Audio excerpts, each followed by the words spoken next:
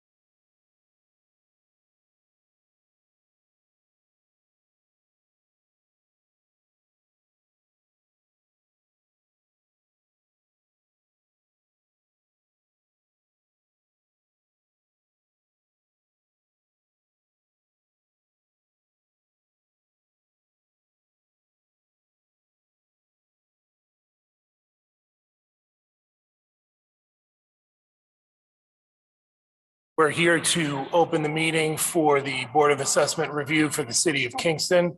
It is Tuesday, May 24th, and it is approximately 3:03 in the afternoon.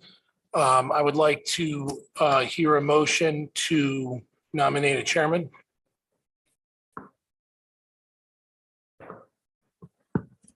Oh, up closer. Did you get? Motion to nominate Matt Bradford as our chairman. Seconded. Okay, the motion is carried. Okay, and so our first complainant is Mr. Reef, is that correct? Oh, Get that really close to your mouth. okay. All right, so our first complainant of the afternoon is Mr. Reef. All right, okay, come on up. Yep.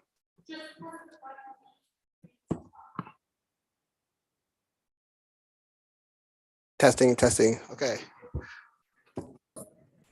Hello, how are you doing this afternoon? My name is Chris Reef. I'm the owner of the property at 29 O'Neill Street. My grievance for my taxes is what's stated on there. So any questions I'm open to, I can roughly explain why I'm here, if you'd like. Member Niles is going to give you an oath first. Okay. Give you an oath. Do you solemnly swear or affirm that the information you are about to give will be given accurately and truthfully to the best of your ability to do so?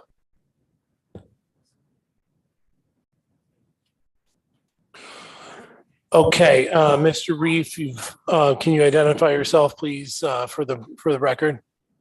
My name is Chris Reef, Christian S. actually. I am the owner of the property at 29 O'Neill Street.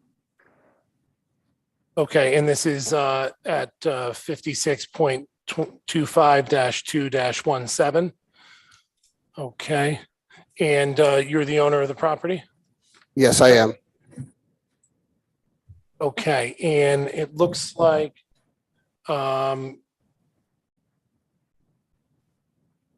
the total value appearing on the roll is 108, is that correct? 108,000? Yes, that is the 81% value. Okay, and you're asking for a reduction to 75,000, is that correct?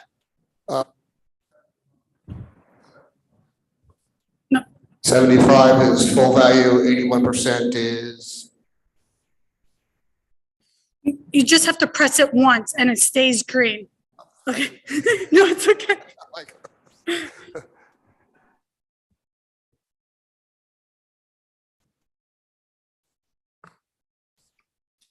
Okay, so you're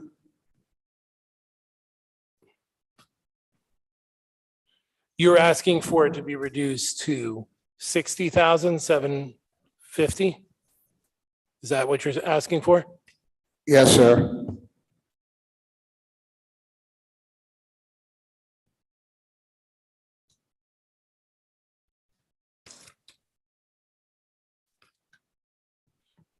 Is this filled out correctly? That's the full market.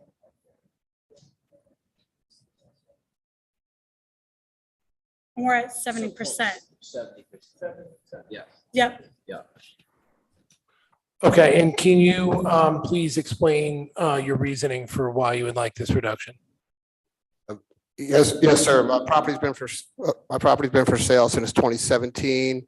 I had a solid offer and they did a stage 2 environmental and found contamination 20 feet down that is omitting from the 25 field court property, which now has been declared a Superfund cleanup site, which has totally alleviated any sales I've had. The only sale offer I had was $75,000.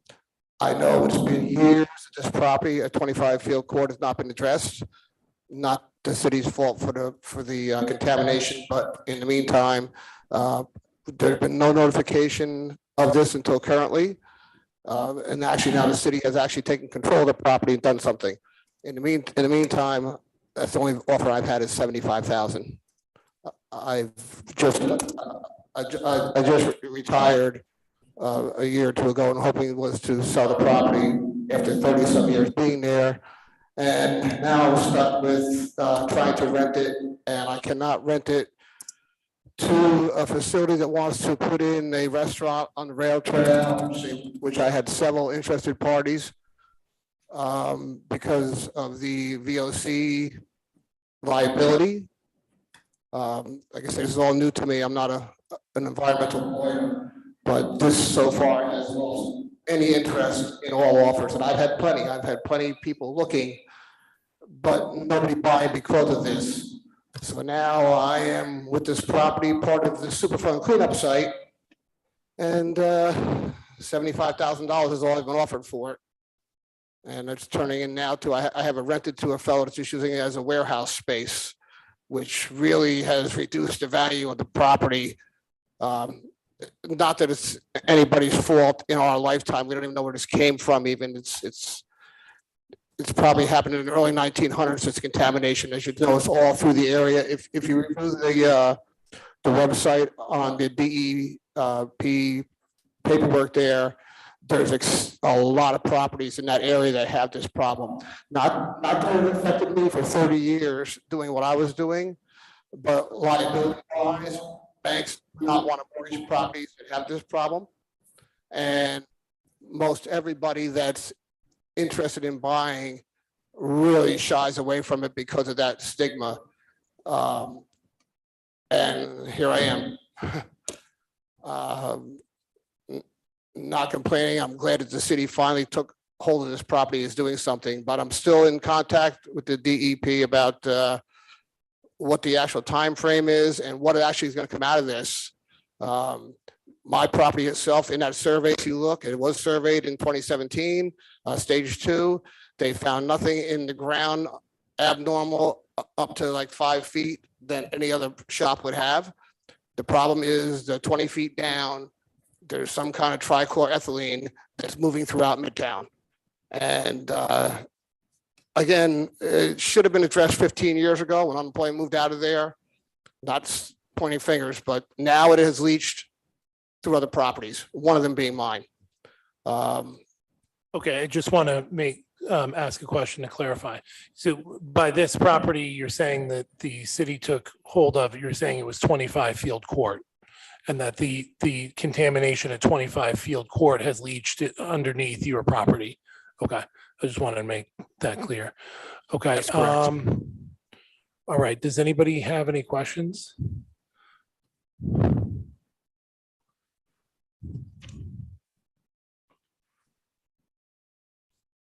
Just press the button, it should turn on. No? Yeah. Yep. Okay, Dan? Is, do you have a copy of the offer?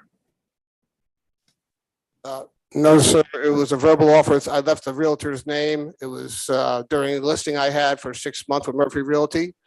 I had a written offer, which again, they did a stage 2 and they backed out of. In the meantime, she came to me and presented, the only thing she had in 6 months was a $75,000 offer and asked if I would entertain it. And at the time I said, no, I was just totally, so I don't have a written offer. But that's how I came up with that number. I've had no other offers since. And I've had several interested parties that wanted to put in some kind of restaurant or beer gardens or what have you. But with that stigma, waiting for the Superfund cleanup site to establish, which is still at the beginning, everybody just walks away. You had mentioned that you were going to potentially lease it for warehouse. I currently am. You're renting it right now? Yes, sir. And what's the rental rate on it? $1,500 is for the building and the lot. And out of that, I pay taxes, insurance, and upkeep, which normally I would have probably got $2,500 a month.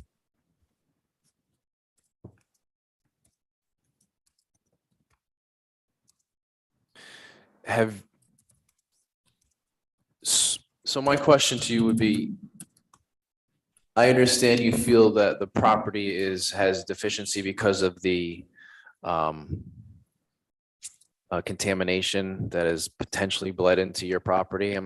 That's how I understand you're saying it. So besides the verbal offer of $75,000, what valuation information do you have to show the board that this property is worth $75,000? Is there anything else other than that? No, sir, but the property is only worth what we can get. Yeah. And did Murphy do an analysis for you, what a rental rate of $1,500 a month is worth in the marketplace? No, sir, I don't know. I haven't dealt with them in several years. I just had offers that I did myself on the internet to get tenants in there to pay the bills. So this property wasn't listed in the open market recently then? It hasn't been listed in a year and a half. Okay. And when did you receive the $75,000 offer? Before that, it was probably in 2019. For $75,000 in 2019? Yes, sir. Yeah. Do you understand the valuation date for this property is July 1st of 2021?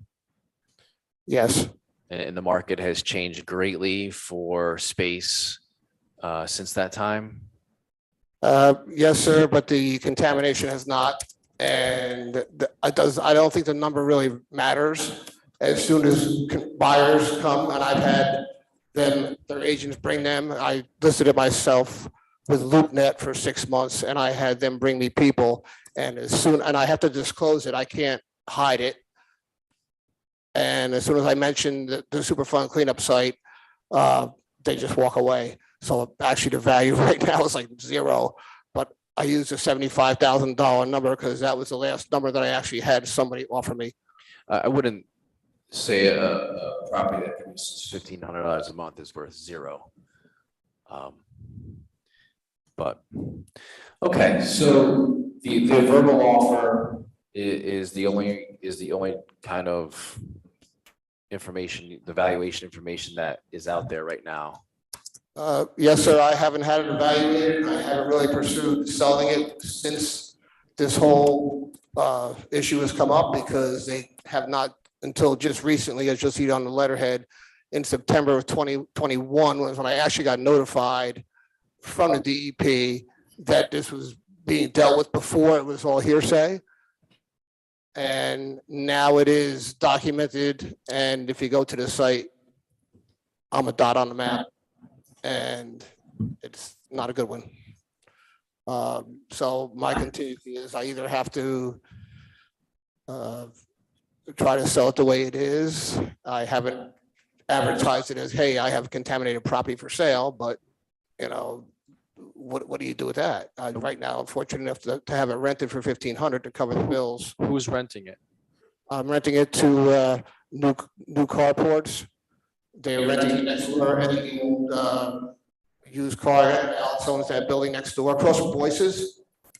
There's a guy back there that does metal buildings, and he has a lot of two-wheel trucks with trailers, and he's been parking in the parking lot of 25 Field Court, which he knows is a matter of time before it's fenced off and not allowed there. So he rents it for storing his trucks and a couple racks with equipment. He's hardly ever there. And you have a lease with him? No, we're month to month.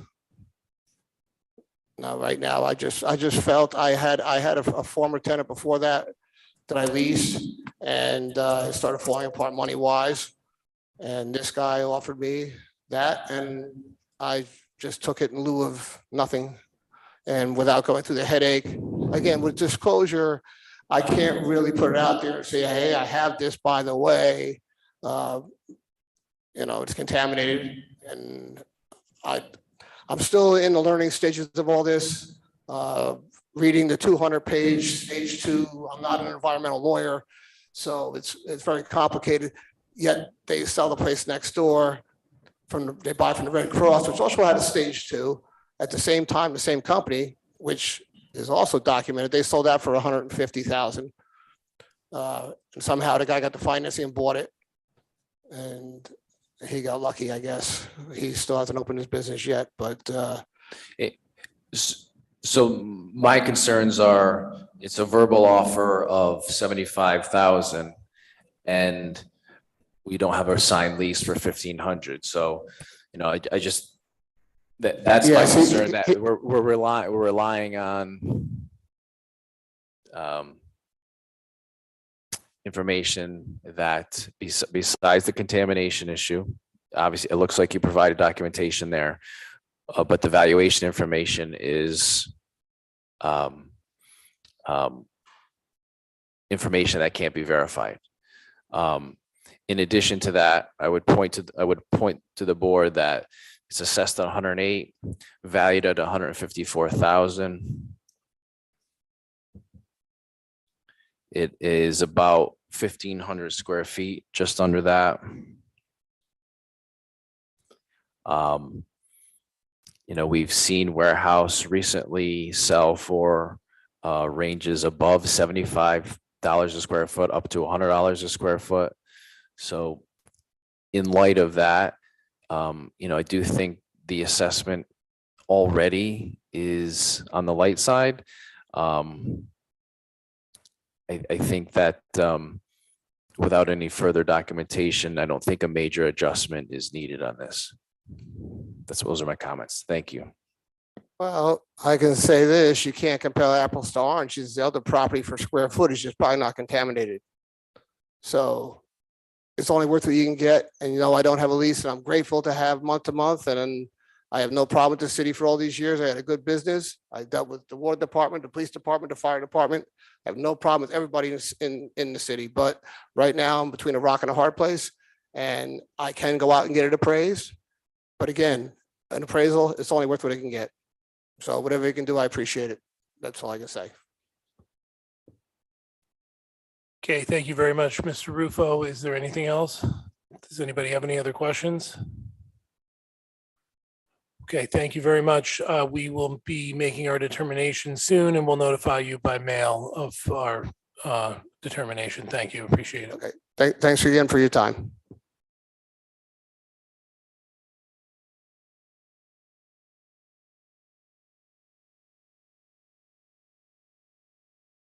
Okay, next up, it looks like we have Mr. Cantor, represented by Mr. McLean.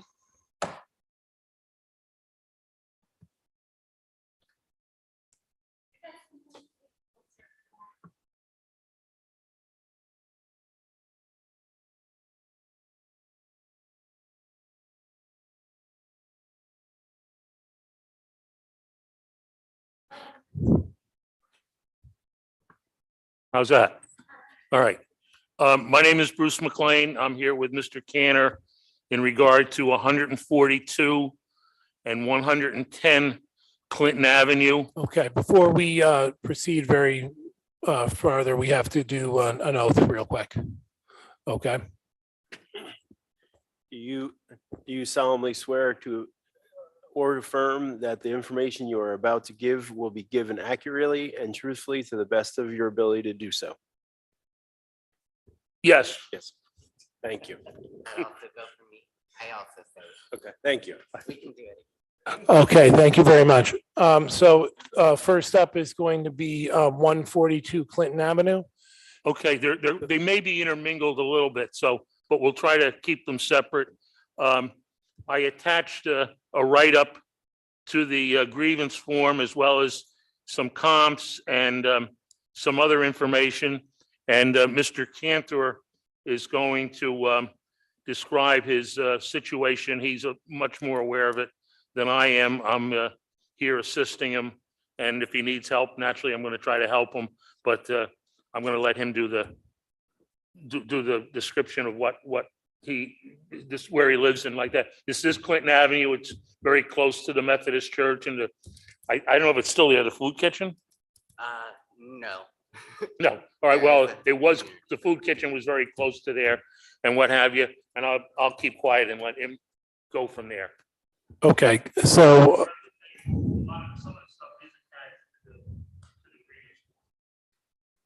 okay, so can you please tell us which property you're going to talk about first?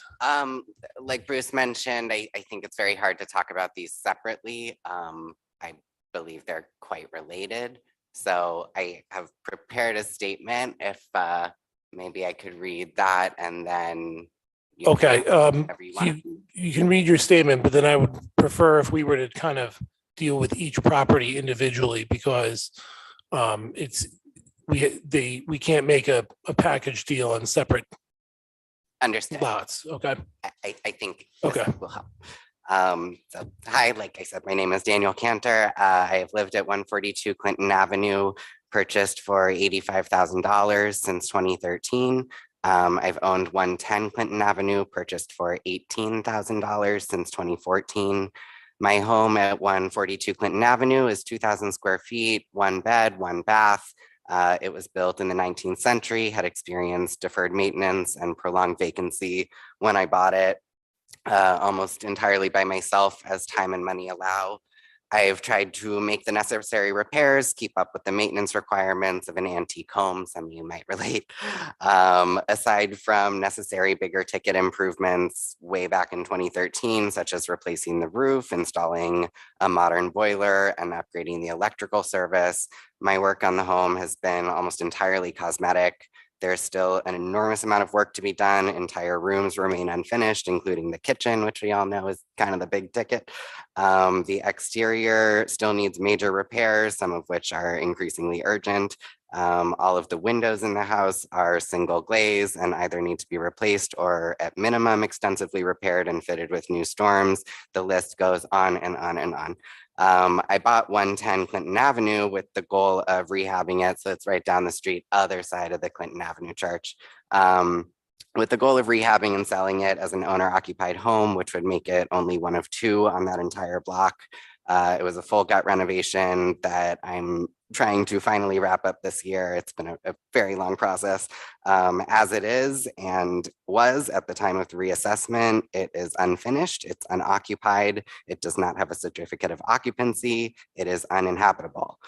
Significantly, it is one of the smallest homes on the street. It's, I believe, the smallest tax parcel on the street. It's situated on a comically narrow lot and set back 35 feet from the sidewalk. Most people have difficulty finding it because it's so easy to miss among the enormous houses surrounding it. Ironically, part of my goal with 110 Clinton was to play a part in stabilizing the neighborhood and strengthening the tax base, which is work I've also dedicated myself to as board chair of the Kingston City Land Bank since 2018, the primary function of which is returning properties to the tax rolls.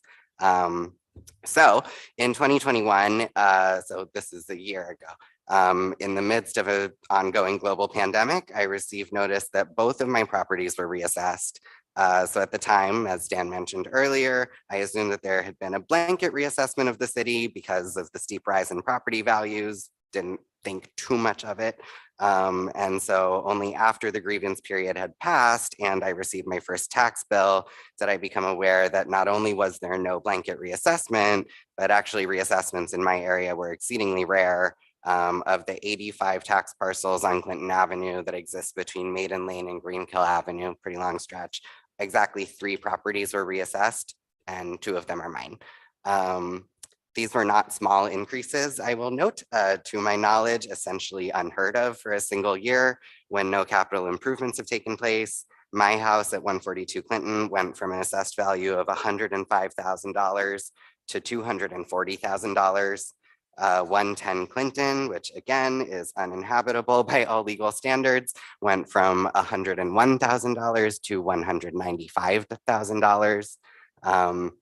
So according to these assessments, this makes my tiny and uninhabitable home the 4th most valuable single family home on the entire street.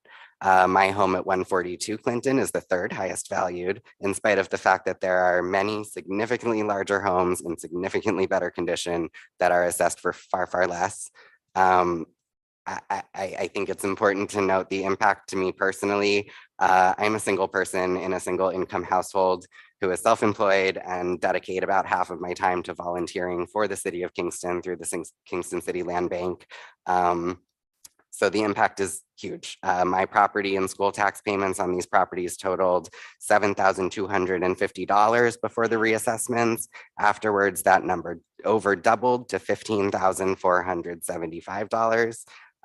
Bluntly, I could not afford that. I had to put off projects that I had planned. I had to cut back on my land bank work. I had to scramble to secure a couple of gigs to make ends meet. I had to borrow money, which in your 30s can be quite embarrassing. I applied for a home equity line of credit on my house at 142 Clinton and was denied because of the condition of the home. It didn't meet their underwriting standards, needs too much work. Frankly, the emotional impact has also been really high. I think that this was intentional. I think it was targeted and a personal attack. To realize that you've invested your whole life and every penny to your name in a place that would treat people this way was devastating. I thought that we were better than that in the course of my land bank work. I have butted heads with the mayor and members of his administration, but I never imagined that what I considered to be a civil policy-focused disagreement would result in an action from the top blatantly intended to damage me personally. It really marks the first time that I've seriously considered leaving Kingston, and that was shattering. The lack of transparency around this occurred has been equally disturbing. When I discussed my reassessments with 3 different staff members of the assessor's office, they all found it, quote, unusual and, quote, really weird. Knowing that I had not bought, sold, opened, or closed a building permit in that year, they promised to investigate and get back to me. But the next call that I got was from Dan Baker, notes from that call I have and can distribute. Notably, Mr. Baker claimed that he personally, quote, noticed that there had been capital improvements to the properties, but refused to elaborate on what he thought those were. Baker then claimed that he came to this conclusion by Googling the addresses, which only brings up years old real estate listings from before I bought them. He then claimed that a visual assessment of the properties had taken place, but wouldn't specify a date or even a range of dates for when that might have occurred. Mr. Baker vehemently denied that he would have searched for my name or that he would have done an owner search, which would have connected both properties back to me. Again, the claim being that the fact that 2 of the 3 total reassessed properties on my street belonging to one person was a complete and utter coincidence. Frankly, in my view, it is so clearly false that it's insulting. My home at 142 Clinton, for context, is bordered by a really unappealing commercial property, Timely Signs, huge parking lot, a 4-family apartment building with constant police presence. I have copies of police reports and frequent building safety violations. I also have copies of those. There's a vacant and increasingly derelict home at 13 Center Street, which borders the other side, which I take care of, or try to at least. 2 doors down from that, 5 Center Street was recently raided and condemned for illegal drug-related activity and uninhabitable conditions. At the end of the street at 90 Furnace, there's been open and illegal drug and gang-related activity for nearly a decade, which continues to this day. During the period that my home was reassessed, the now defunct Samadhi Center, which was in the Clinton Avenue Church, had vastly increased police presence in my neighborhood and incidents. It left the streets littered with hypodermic needles that I was constantly picking up. And more recently, I witnessed a police officer letting himself into my front yard to search for a gun that had just been used in a crime. So any notion that this is a, charming little slice of paradise is, I think, a little misguided. In preparation for this grievance day, I reviewed all of the 85 tax parcels on Clinton Avenue between Maiden Lane and Greenkill. The average assessed value of those properties in 2021, excluding mine, was $140,932. Of those 85 properties, 27 of them are classified as single family homes. The average assessed value in 2021 of those homes is $143,000. Of those single family homes, the average square footage is 1,950 square feet. They average 3.3 bedrooms and 1.6 bathrooms. So given these numbers, my house is about average: lot size, square footage, bedroom count, bathroom count. It's very slightly larger on the square footage front, smaller on the bedroom and bathroom count. So of those 27 single family homes, there are 9, including my own, that are either 3-bed, 1-bath, or 3-bed, 1.5-bath. The average assessed value of those homes, if we remove mine, is $122,500. Of those 27 single family homes, 13 have a square footage that falls within 300 square feet of my own, 1,700 to 2,300. The average assessed value of those homes, excluding my own, is $135,000. I am not asking for anything more than to be treated fairly and in line with my neighbors. I see no justification for the fact that my home is assessed for over $100,000 more than all of the comparable homes around me. Last year, I paid $8,225 more in taxes than the year before. So while I do understand that my failure to grieve this last year did make me liable for the full bills, which I paid, and that there's evidently no credit offered if assessments are found to be unfair this year, I do think that it's fair and reasonable to reduce my assessments to below where they were in 2020, to reduce my burden this year to slightly make up for the insane overpayment last year. And moving forward, I would accept a moderate increase to be in line with other homes in my neighborhood. I think that that is a fair and reasonable request. And I have provided the information of that above. So thank you for your consideration. Okay, thank you. So let's talk about 110 Clinton first, and let's focus on that for a few minutes. Okay. What would you like to know? Okay, so the tentative assessed value is at 195. Is that correct? For That's 110. correct, yes. Okay, and what are you asking this to be reduced to? Well, the prior assessment was $101,000. It's always hovered right around there. I have been paying taxes at that level since 2014 on a home that essentially had no fair market value for a very long time. Ideally, it would be below that because of the overpayment last year. However, if it were to be dropped to 101, I will, Okay, so you're asking for 101, is that correct? yes. Okay, all right, and what information are you using to value the home at 101? Can you give us more? I know I listened to your statement very carefully, but I wanted, do you have any other supporting information from comps? Do you have any other? I understand, I listened very carefully, but do we have anything else from this property from 110 Clinton? I have this. Is this is, did I put it? Yeah.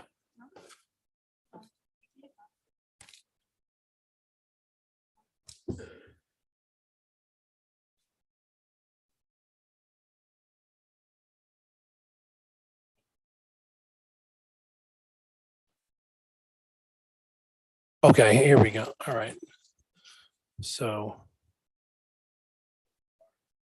Yep.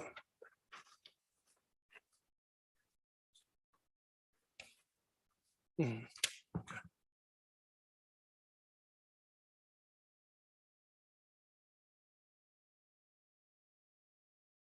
So I do have some information right here.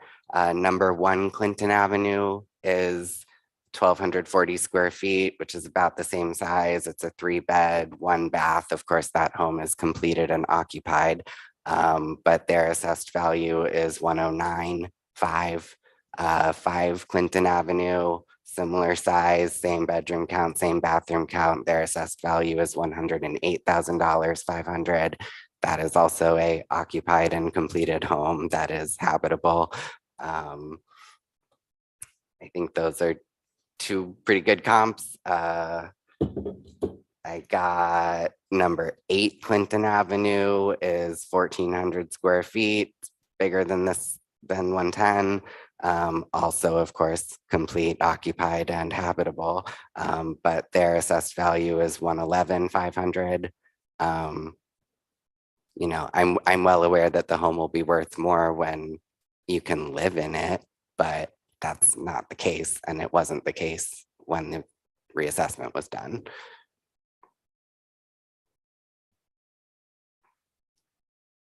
Single family, right? 110 Correct. is single family. Yes, Okay. 110 is single family, yes. and it's no one living in it right now. No, It's it uninhabitable. doesn't have working plumbing. It doesn't have a heat system. It was a gut renovation. Is it habitable or is it just? No. No. Okay. It has no certificate of occupancy. It has an open building permit. I'm What doing is my bare this- best. You might have said this. What's the square footage on 110? The square footage is about 1,200 square feet. It's a teeny tiny house, 7-foot ceilings. It started as a barn.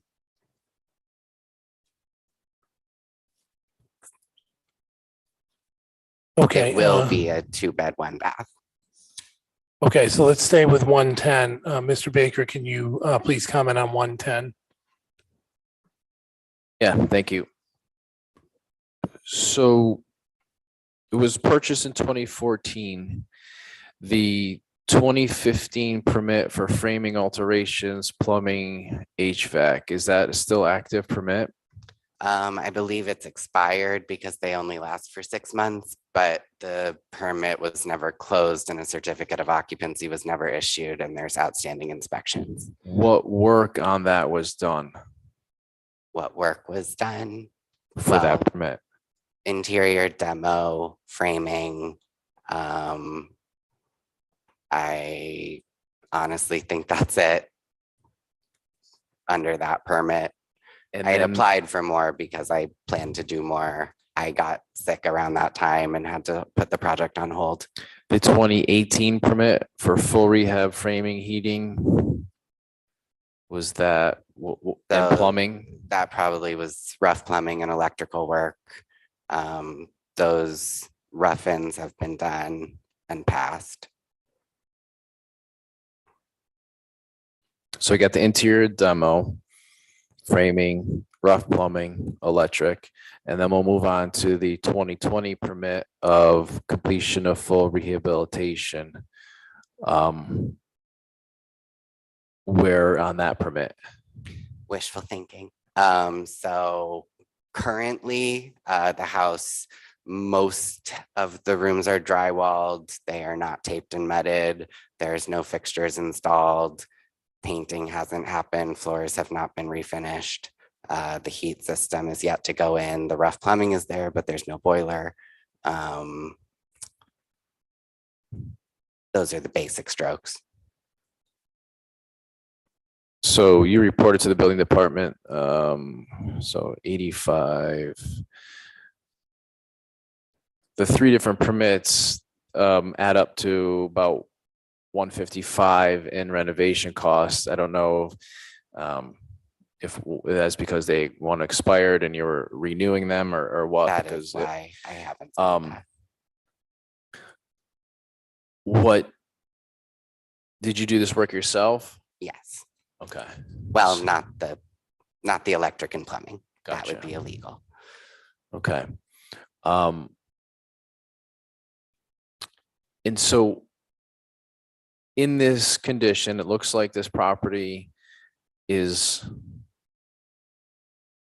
if you got interior demo, you framed it, it's sheet rocked, you've got your rough plumbing, you have your electrical, drywall's up, you need fixtures, paint, tape and paint, you need your heating system. Mhm. Okay, so we're talking 75% done? I would say so. Okay, so in the condition that it's in, and do you have any documentation, photos of where the condition is? I have lots of photos. I can send them on a Dropbox. I don't know, however Okay. you want to do it. Yeah, and with the condition that it's in, what do you think the market value of the property is? I don't even know. You couldn't get a mortgage on a house like this in the condition it's in. So Well, because you can't get a mortgage doesn't mean someone can't determine a value of a property, right? sure. I am not a realtor. I don't know. I think the greater point though is how disproportionately it's being assessed compared to its neighbors. You valued it as the fourth most valuable single family home on the street. But to be able There's to, not. but to any be able to use a possibility sales that's true. use a comparable assessment approach to make a property assessment complaint, you still first have to establish market value of the property. Okay. And so what I'm trying to ask you is, in this current condition that we've kind of just talked through, hey, what of those permits have you gone through? And in this condition, do you really think that the market value is just $144,000? Because with $101,000 I do. $1,000 actually. assessment, you just think it's worth in Well, the marketplace, for it's worth any normal 144. buyer who's not me, it would take probably another $100,000 to finish this house. So 100,000 to finish the house? yeah, To tape and paint and put a heating I system do in? this all day. Yes. It needs floors refinished. It needs an entire bathroom put in. Bathrooms alone usually cost 25K. It needs all fixtures and finishes. It Mhm. needs a boiler. Yeah. it All right, has so then when septic. it's done, what's it worth? When it's done. Yes. So would if we want to, hope you say it's about- 75% done, the other way to determine that in appraisal methodology was to determine what it is, what's the value completed, and apply the percentage. It's an acceptable way to determine the value. So if it were done, I What- think what's as it worth? completed, I would hope 250 to 275. there's a comparable home down the street that sold at kind of the height of the pandemic for 295. It's So that's at 70, so you're saying you think it's worth 275, and we're saying it's 75% completed. That's a market value of 206. that seems like real magical math, Dan. Are you telling me that Well, we have to somehow express to the board assessment review, they're not here to reappraise your property. okay? They're here to listen to your information and determine if you've have quality information for them to make a determination whether to adjust your assessment. I'm trying to help them and help you get there so they can make a determination, because what you've presented, just a list of properties and their assessments doesn't help them. It They need to. doesn't help them to know. You're not raising all the properties. You're not raising all the properties to market value. Last year, you didn't raise, except for 3 houses on Clinton Avenue, all the other assessments stayed the same. This year, they just went up the minimum, what was it, 17% you raised them? You're incorrect. So we right, use an so- equalization rate to reflect fair market value. So you're 100% incorrect. You haven't raised all the other properties up to what comparable to was the sale price of a couple houses on the street. So he's entitled to have the same proportion as everybody else. When you establish those market values as well. I'm just adding my. So are you telling me that, for example, 4 Clinton Avenue is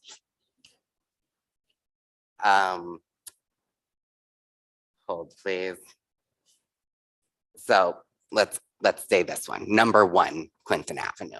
It's 1,240 square feet, right around the same size. It's 3-bedroom. My house is a 2-bedroom. It's a 1-bath. My house will be a 1.5 bath. The assessed value that this office has prescribed to it is $109,500. Are you trying to tell me that my incomplete, unoccupied, no C of O house is actually worth double that? Is that really what you're saying? No, I think quite just the opposite. We're trying to get to a number that is fair, that isn't. And I think you said, hey, completed is worth 275. We've established, and you shook your head, that it's about 75% complete. And that comes to about a fair market value of 206, 250. I mean, I don't think that's Okay. actually how real estate works. And If you sell a house without a kitchen, you're going to take a much bigger hit than what the kitchen actually costs. not in this market. And if you apply the equalization rate of 0.7, that gets you to an assessed value of 144,375. And quite frankly, when you're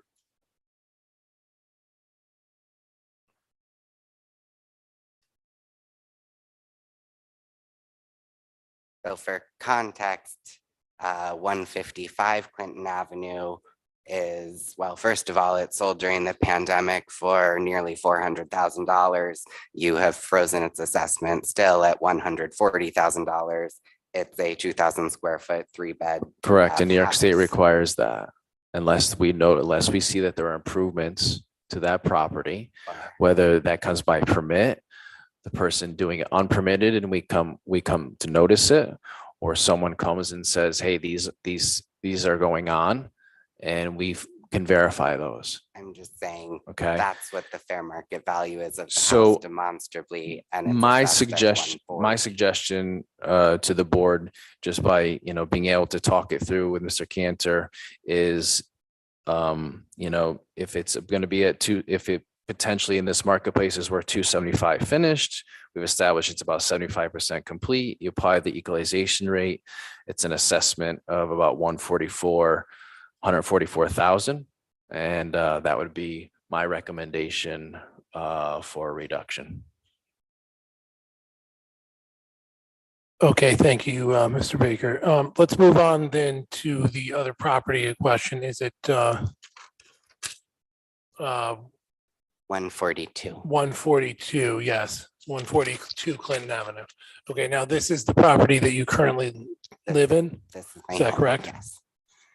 Okay, so can you talk to us for a minute about evidence you have to establish a market value for this property for 142 Clinton? I don't because I have no interest in selling the house. I didn't try to sell the house. The last known market value I have is what I bought it for, which is $85,000. And again, And what was the year you purchased it for 85? 2013. It was a different world. I understand that. This being said, again, this is less about the market value of my home that I'm not trying to sell and more about how you're comparing it to every single other house in my neighborhood. Okay, but in order to make a determination, we have to establish what the market value is. That's what the law says. That's why we're asking you about that. We Doesn't have the to go law by also what? prohibit spot reassessments of properties just because? Okay, but what I'm asking you about is, can you talk to us about 142 Clinton? That's specifically, Sure. okay? Okay, now, how large is the home again? It's about 2,100 square feet. Okay, thank you. Okay, and, all right, and for this property, it's the tentative assessed value is at 240. That's correct. Well, it's actually not tentative. That's what was done last year. I've already paid taxes on 240. I just didn't grieve last year. For this year, the tax roll is at 240, correct? That's Correct. Yes, Okay. the assessment roll is tentative at 240,000. Okay. And what are you asking for this property to be reduced to? 105. 105. Yes.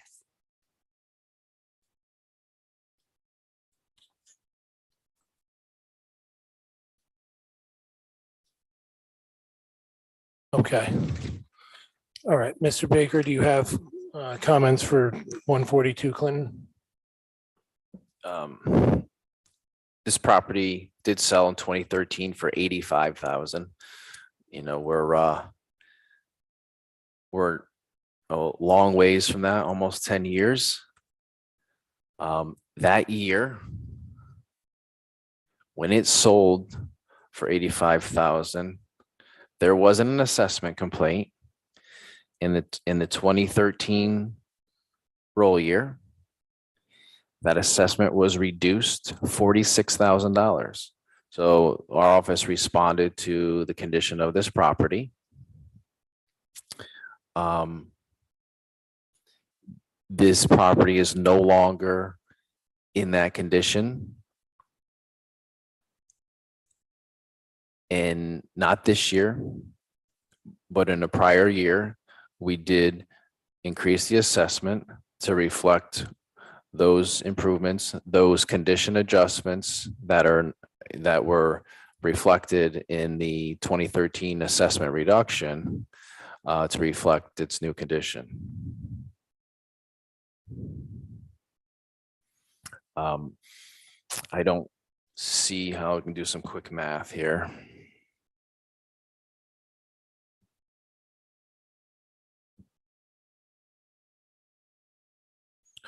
So the request is 105.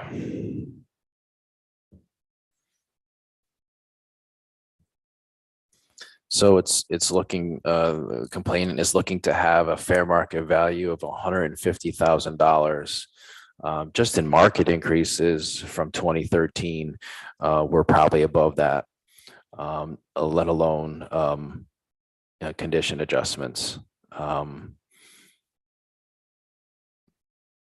And I don't think the complaint has any anything in it that's going to help us determine its fair market value.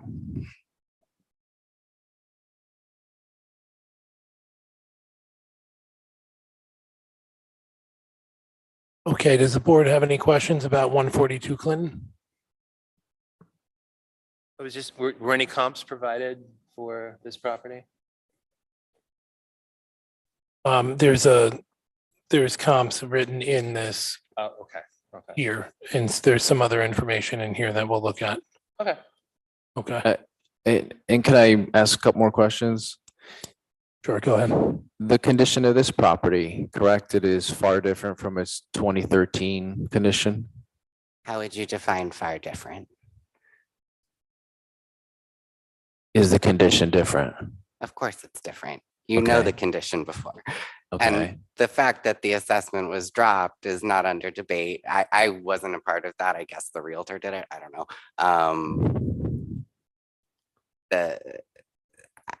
Again, you have failed to elaborate on what you see are these massive capital improvements that would almost triple my assessed value in 1 year. I'm telling you, the roof was replaced when I bought the building. That was required by insurance. A boiler was put in. That was also required by insurance and just, staying alive in the winter. I put in a toilet so that I had somewhere to go to the bathroom. In the time since, I have painted rooms. I have not even refinished the floors. Last time that happened was 1962. The kitchen is, I renovate houses for a living.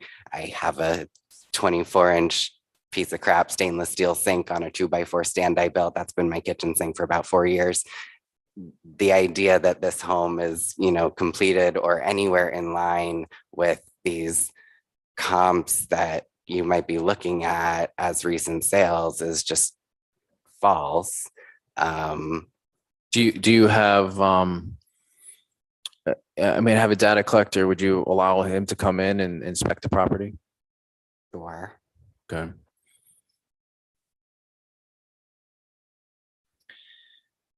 And I'm not seeing, I'm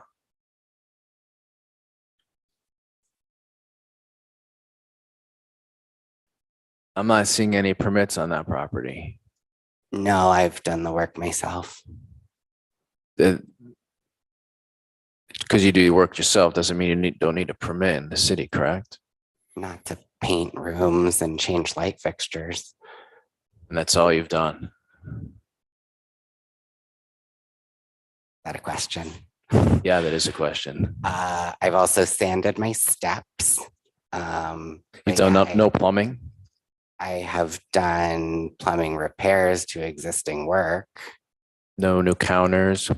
No. And you don't New- need a new permit kitchen for sink? countertops. New kitchen sink? Well, if you're replacing counters, usually it's kitchen sinks involved. I'm not replacing counters. I don't have counters. Okay. So And if this is a I think we're question kind for of dealing with building a, safety, we're happy to we're have dealing that with a blank conversation. slate here because we haven't brought to the table what this property really is. You're just saying, hey, I don't like the number. And that's why I'm asking these It's questions. not that to I ta- don't like the number. It's that you targeted me and reassessed 2 properties owned by the same person and then turned around and told me that you noticed capital improvements. Respectfully disagree. I'm not going to get into that. You I don't disagree that target that people. happened? And I'm disappointed that you're using that in this hearing. I'm So disappointed that you seem to need to stick to this narrative that Dan, I don't know you, don't know who you are, so I wouldn't be able to target you. Okay. So my So it's a total comments are over. total coincidence. Just a question. Okay, so at this point, if there's no further comment on 142 Clinton, does anybody have any further comment or questions? Still on 110 at all, or what? We And recommended. A recommended value, or no, we will make our determination. I heard some numbers floating around. Yeah, we'll make our My hearing isn't, this building isn't great for hearing. I can tell you that.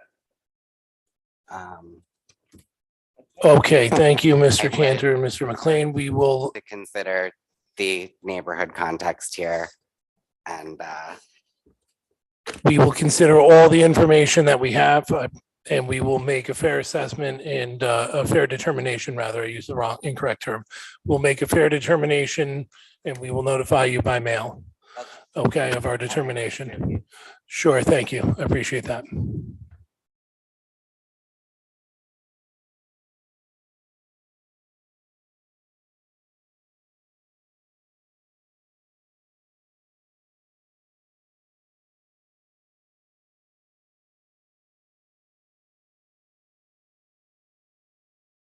I'll be back. If I can get back early, I will. I just need-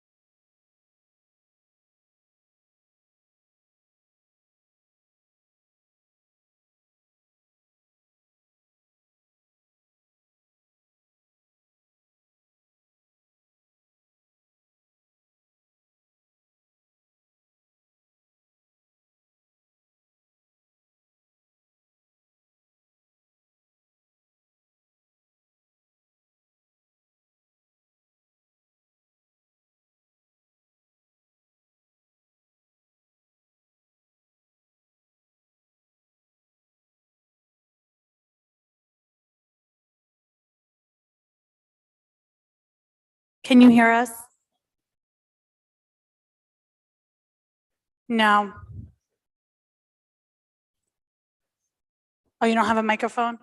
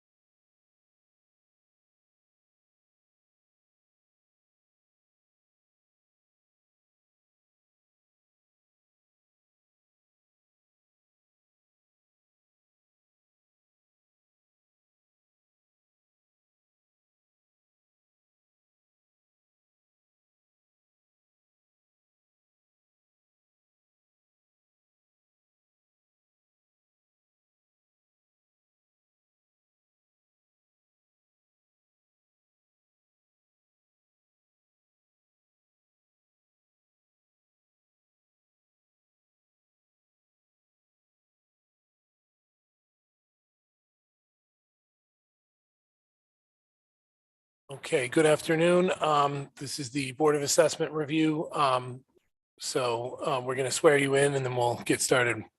Okay, thank you. Good afternoon. Okay. Do you solemnly swear that the information you are about to give will be given accurately and truthfully to the best of your ability to do so? I do. I do.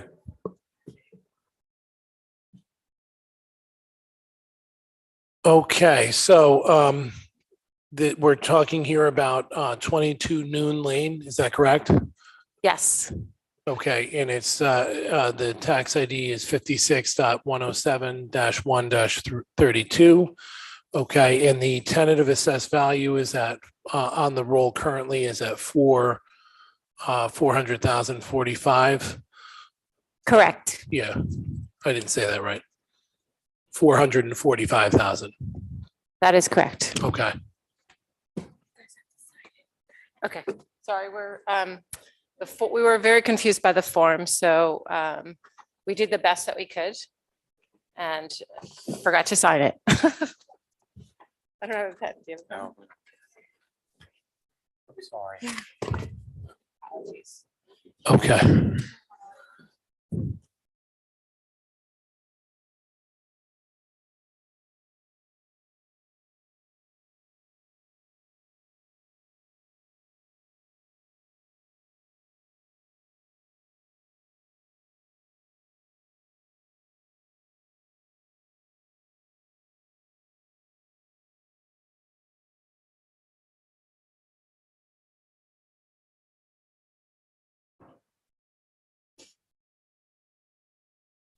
Okay, so you're asking this property to be reduced to about 327,740, is that correct? Is that what I'm reading here? I think previously we're just questioning why it was raised to 65,000, I think is the amount. Because it's not in line with our neighbors. So we were confused by, what we're supposed to ask or say. We just object to the amount that it was raised. Okay, I don't think that we can suggest a number to you. So we have to establish that first and kind of work from there. Understood. And so scrambling, all through this today, getting some advice from a friend of ours in another city that just been through this process, using the math, he suggested that was the number we came up with. Okay, so you're asking for to be reduced to 327,740. Yes. Okay.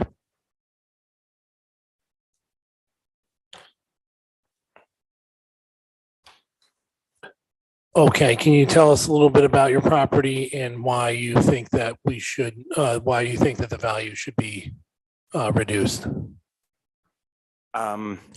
The house is it's a single story ranch house, with 3 bedrooms, 2 baths. There is not 1/2 bath, so the records on Ulster County are actually incorrect. We only have 2 baths. When we bought the house, it had 2.5 baths and we removed the half bath.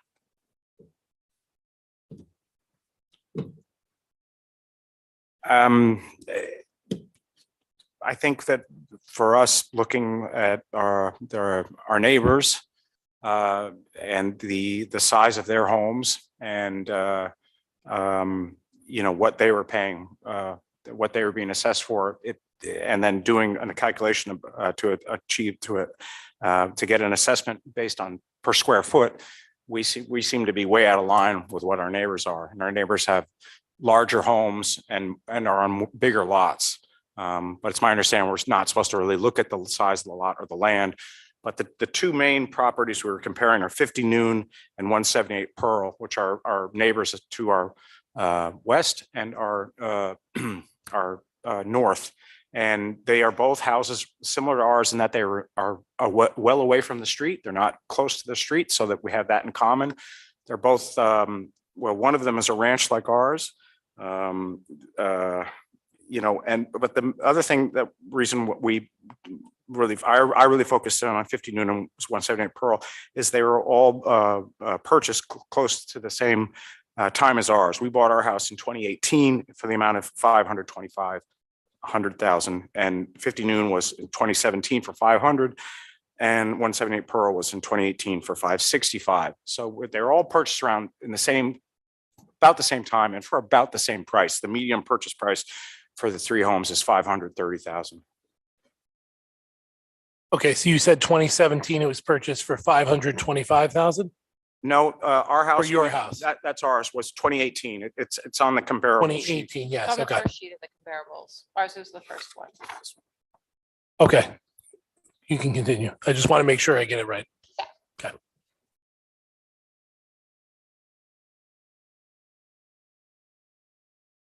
So the only other thing I have to add about that is that both of the other houses that we're comparing to are on bigger lots and have in-ground pools. So, they're much fancier than our house.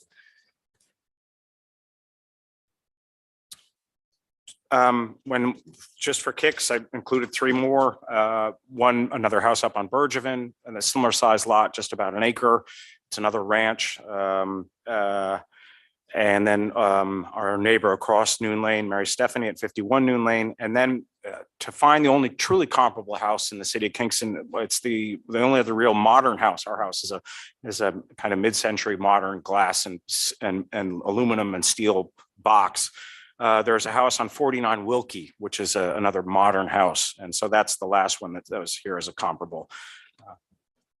But all of these homes are, if you do a calculation for assessment per square foot, are all less than what we're being asked to pay. And we have no problem paying. We just want to pay our fair share.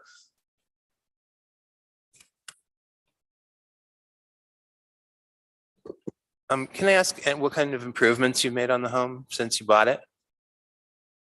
Sure. So when we bought the house, it was a wreck. There was a ton of, we were really interested in like the architectural oddity of it. And we had, somebody walk it through, and they didn't spot all of the damage that was done to the water damage that was done. So the bulk of our renovation was structural. We had to repair the what do you call it? The posts, the cement underneath the architecture of the house. We had to redo the crawl space because it was all wet and rotted away, and we had to French drain. We had to fix a lot of issues that were water drainage. So that was like the biggest amount, and then the rest we didn't change the footing. We didn't add anything. We just took it, cleaned it up, and made it nice. Painted it. We put new floors in because the floors were rotten. We basically gutted the entire, we thought we'd just do the kitchen. We ended up gutting and rebuilding the entire house. Okay. But yes, there was extensive structural repair to the foundation. We had to do some landscaping to try to take care of some drainage issues. We had to remove 2 decks which were faulty and causing water to flow into the foundation. We had to replace all of the windows in the house, and the house has floor to ceiling windows. So we dove deep and we went all in. It's our forever home. So we wanted to make it sound. I gotcha. And then did you replace the electrical, plumbing? Yes, we had, it was all, it was built in 1964. So it was, okay. we had to bring it all up to code. I'm sorry, the HVAC system and the hot, all the systems, everything's new. Okay. All right. Thank you.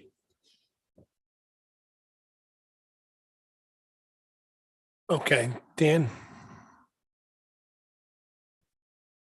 Hi, good evening. Thanks for speaking with me yesterday on the phone. So I'm just gonna pull up something here, share my screen just to give the Board of Assessment Review some context on what we're talking about here, right? This guy, yep, gotcha. Okay.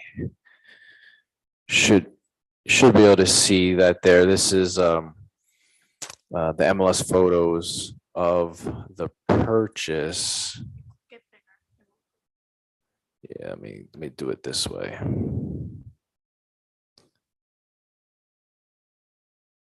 Doesn't want to do it. There we go.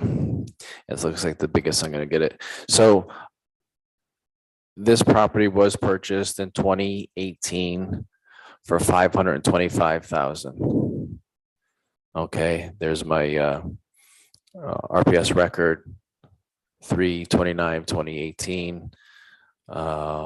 Arm's length sale 525, and I'll go back to the pictures. And at that time of sale, this was the condition of the property. It is a more modern style, contemporary, might call it a ranch. Just give you some idea.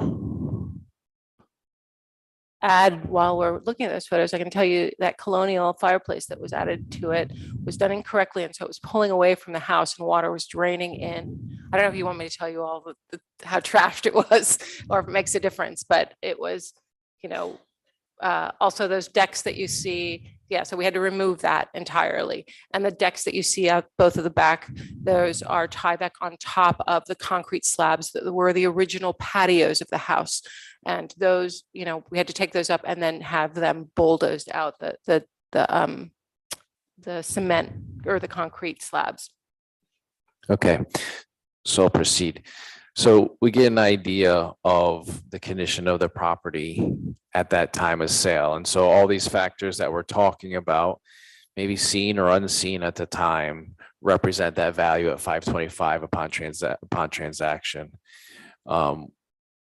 Looks like there was some problems that they discovered, and they did pull a permit in 2019 to do interior renovations, plumbing, kitchen, bath, HVAC, in and around a $400,000 renovation. Yes, I spoke with owners yesterday, and they did talk about how a lot of that value, the $400,000 value, was put into helping repair some of the water problems that are going on in the house and causing destruction. But obviously, renovating a house like this, not all that $400,000 is going to go to those repairs, especially when you're doing a kitchen and a bath and new HVAC. So we did have that permit. Of that, I increased the assessed value for that renovation, $65,500. So it was a fair market value increase of $93,571. So around $94,000 value increase off that almost $400,000 investment into the house. So I think, that's the concern of the complainant. I think just in market time, when you look at the 2018 sale at $525,000, and the current market value is $635,000. It looks like the fair market value is correct. Those would be some of the items I would point out with regard to the assessment adjustment.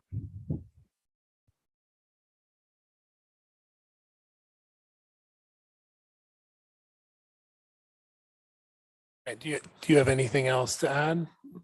No, I think, I think we agree. We renovated the house, we made it better, and it's now a lovely house, and we love to live there. But if we look at compared to our neighbors who have equally as nice houses on bigger properties with, in-ground pools, bigger houses, bigger square footage, they're not, being asked to contribute what we are, which seems unfair to me.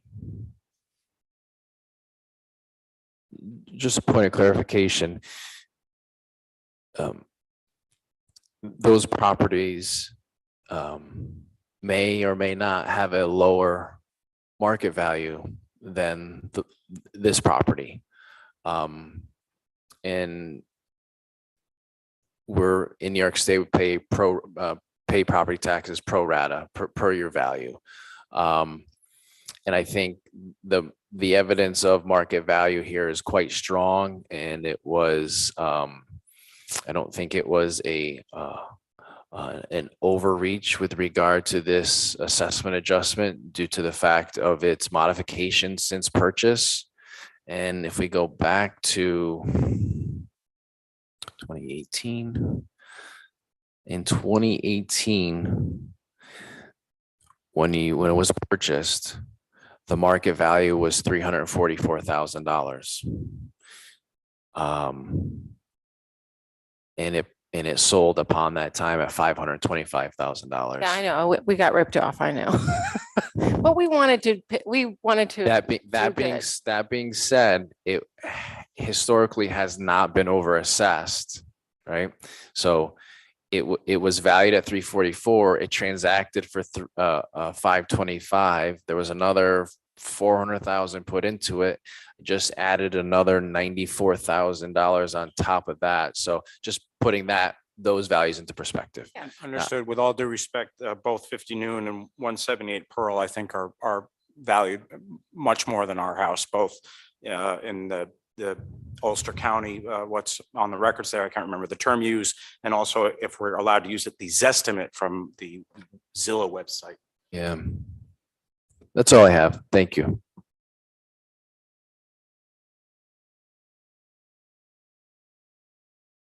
Okay, does anybody have any more questions? Okay, so we will be making our determination and we will notify you by mail about our determination, okay? Great. All right, thank you. Thank you very much. Thank you. Thanks, and thanks, Dan. It was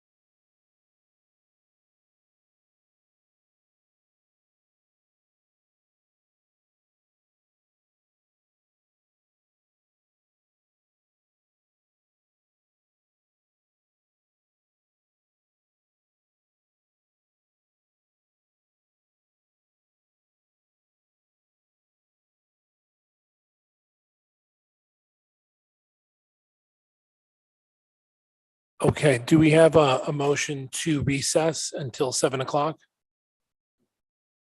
Motion to recess? Seconded. Okay, the motion to recess carries. We will now be in recess until 7 o'clock.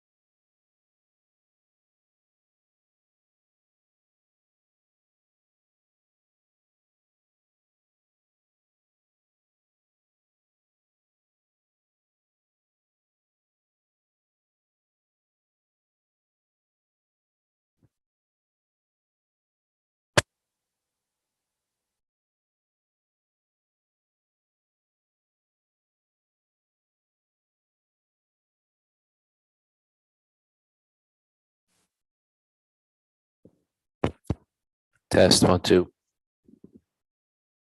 Test.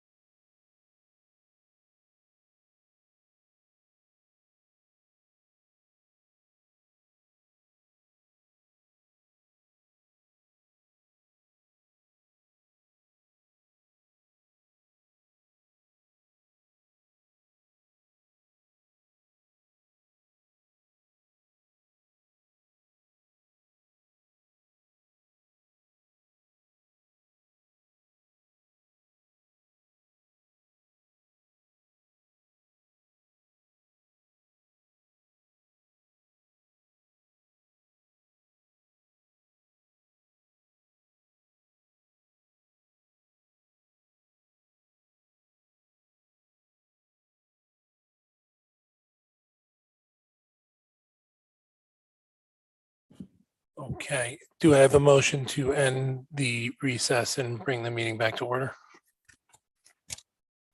I will make that motion. I'll second. Okay, the motion carries. So it's about 7 o'clock. This is the Board of Assessment Review. We will continue our hearings for this evening. First up, we have the property at 24 Union Street, and this is 56.43-3-24. Okay, and where did I put it? Okay, so we're gonna swear you in first and then, yeah. Do you have the thing Okay. right there? All right. Do you solemnly swear or affirm that the information you are about to give will be given accurately and truthfully to the best of your ability to do so? Thank you. Okay, can you state for the record your name and who you're representing? Oh, okay. My name is Kara Cavallo. I'm an attorney with the law firm of Jacobowitz and Gubitz, and I'm here on behalf of the complainants, Union Churchill LLC.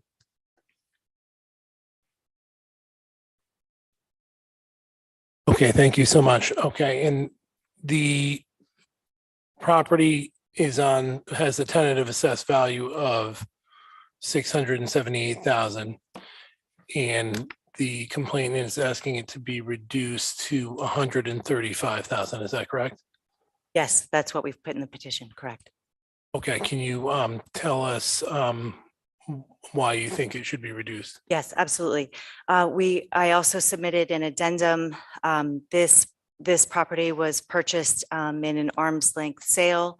It was the sale was, the transaction involved 5 parcels total, which were structured in 2 different tranches of $135,000 each. It's all set forth in the addendum. There were 3 parcels in one and 2 parcels in the other, including the church parcel. So we filed grievance petitions on all of them. The total purchase price for the combined parcels together was $270,000. The church, as you said, is the main parcel and the parcel I'm here to speak about today. The assessed value obviously is $678,000, which equates to a full market value for 2022 of $968,571. So our argument is twofold. This was a property that I would imagine has been exempt on the rolls for many years, and now has been conveyed to a non-exempt entity. However, there was Attorney General approval required for the transaction, which demonstrates that, it was a fair transaction and in the interest of at least the church. And also it was a negotiated sale. There were brokers, there were lawyers on both sides. There was a bidding process. There was listed. It was first listed at 330, and then there was an offer, an exchange, negotiated purchase and transaction that ended up at a total purchase price of 270. So even if the board does not take, the 270 as, the combined total value of all the parcels for some reason, this clearly indicates an overassessment of the main church parcel at a full market value of 968,571. And I don't know the circumstances with respect to the property, but sometimes when a parcel's been exempt for many years, it requires to take a look at that assessment, if it's going back on the roll as taxable, because sometimes, nobody's paying attention to those over time. And here, the second part of our argument is not just the sale and the transaction, which I would submit was an arm's length sale and is indicative of value or at least overvaluation for this parcel. But secondly, the condition of the church is, as I understand it from my client, just, deplorable. It's when they purchased it. And in the addendum in the narrative, I set forth, a lot of the things that are wrong with the condition. I actually just drove by it as well. It needs a new roof. There's holes in the building, the floor, the you can see it when you drive past, the siding, that there have been complaints, I guess, in the municipality, there may be animals living in there. The bathrooms don't work, it needs plumbing. So there's substantial deferred maintenance, substantial repairs, obsolescence, all of those things that diminish market value exist in this property. And so it needs to be, this assessment needs to be, reviewed and brought into line with the real, the market value of this property. And that's really all I have. Okay, thank you. Does anybody on the board have any questions? Okay, Mr. Baker? Okay, so yes, there was the property was listed for sale and it did transact. There was other complaints filed with regard to this transaction. It looked like this was sold as one economic unit, these multiple parcels. That being said, it does appear that the parcel in question right now, the physical structure of the former church would need a review for assessment. Would not concede that fact on the other individual parcels, since this property was sold as one economic unit. Those other parcels are their own individual parcels and need to be similarly assessed as other building lots, other parking lots. So I will take a look at this sometime in the very near future and copy Kara, correct? Copy Kara if in the board assessment review on my recommendation for assessment, and that way she can comment also, and I'll send that to Chairman Branford, those emails, and he can share them with the rest of the board. But that is my main concern, because on the other complaints, on some of the building lots, there is a request for a value of $1,400, which in our marketplace doesn't represent what the market is for an individual lot of similar size of other structures in that location in the Round Out area. So I think a little bit more thought has to go into the individual values of each of these parcels. I don't think that necessarily say that there should not be a decrease in some value, but I think it needs to be looked at closer, more than just the sale price.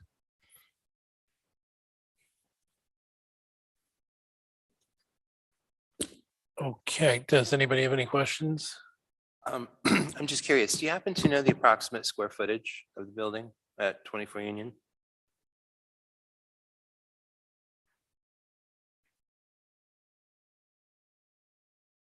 It's fine. I just curious.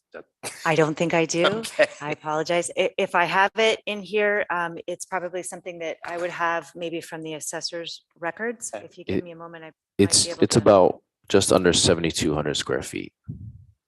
Okay. That's fine. I'm just curious about it. Yeah, Sure. because it looks big. It's multiple stories inside, from what I understand. Thank you.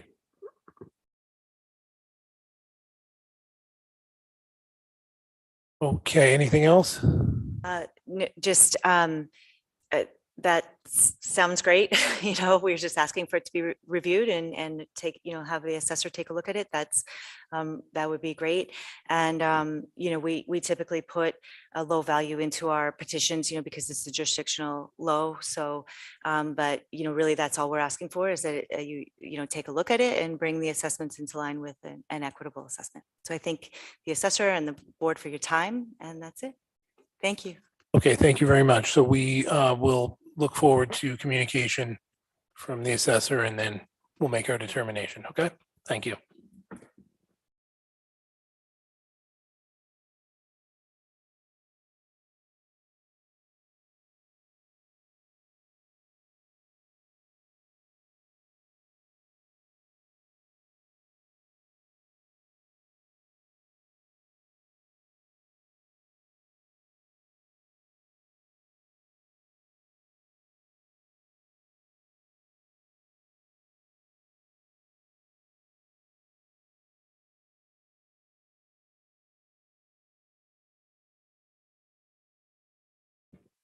Okay, Mr. McLean, I believe you're up next. Thank you.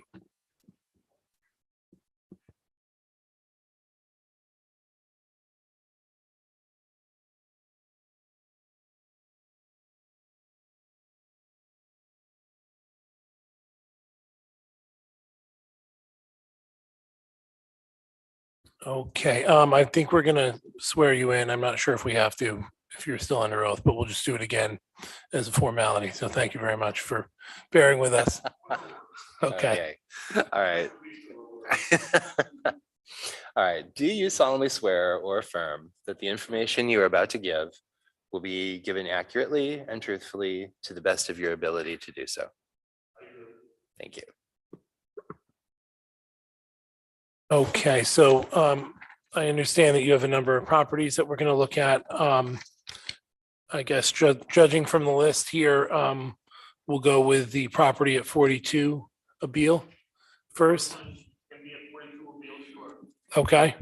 All right, and I want you to understand, we've been here other years with this, but, yeah.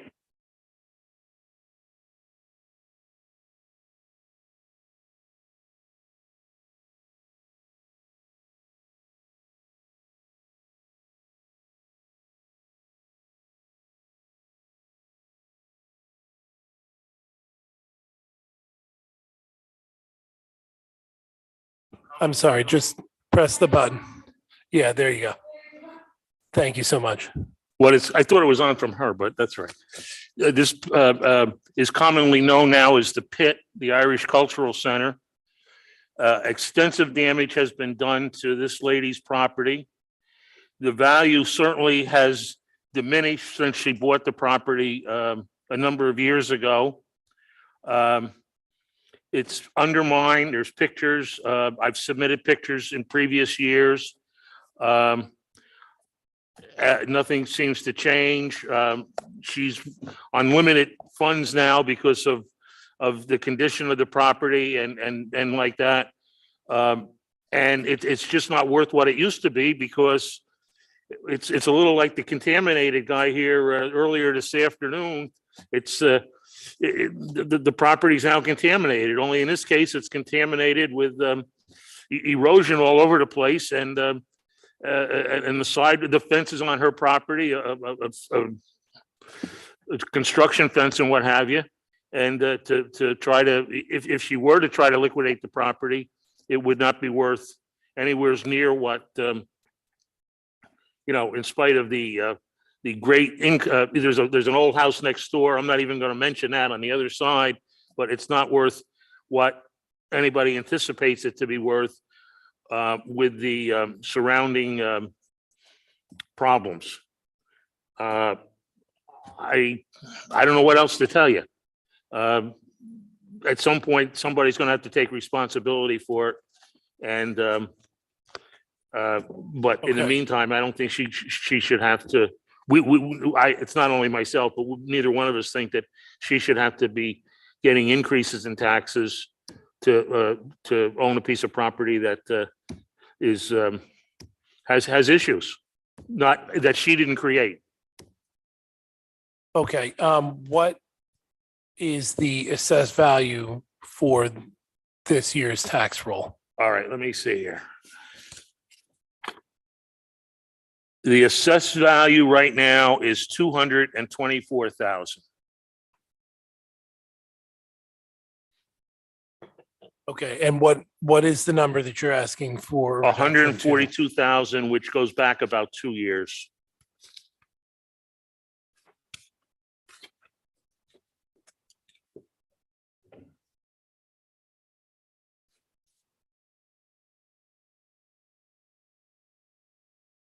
Okay,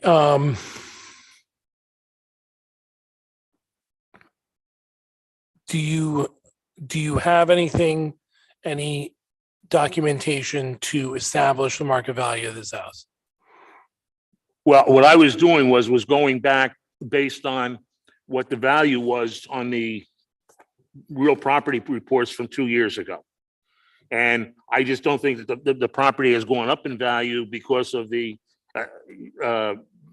extenuating circumstances, which, which is kind of like an unknown quantity out there, but it certainly, if you were to do comps, you would have to make an adjustment for a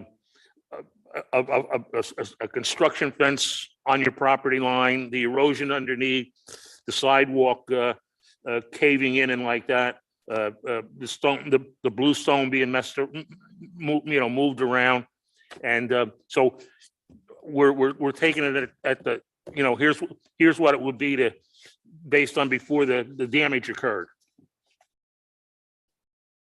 Does anybody on the board have any questions for Mr. McLean? Okay, Mr. Baker. Is the property being rented? I think there is maybe one or two tenants in there, yes. And do you have the rent roll?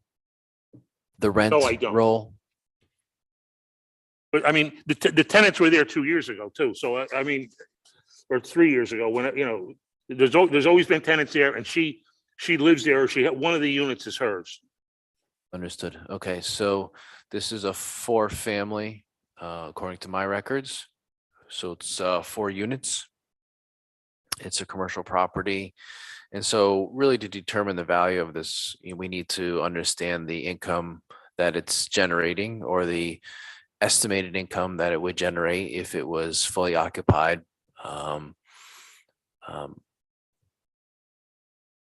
In addition to that, Are you requesting that? no, just pointing that out to the board, that Well, we can informa- supply that if necessary. I think we have 10 days to do that. So if you want us to supply that, we can. just pointing out to the board that is lacking in the complaint currently. And additionally, this property value was adjusted. The assessment was adjusted 32% reduction in 2015. It was reduced $86,000 in 2015. So, we have responded to complaints on this property before. I like respectfully disagree that because a property has a deficiency, it also can't have a market increase. That's just not how real estate valuation would work. If there is a deficiency and we're using comparable sales against that, the comparable sales market may be increasing, and the adjustment would be made, but it would be made on increased comparable sales. Therefore, a property that does have a deficiency can increase in value.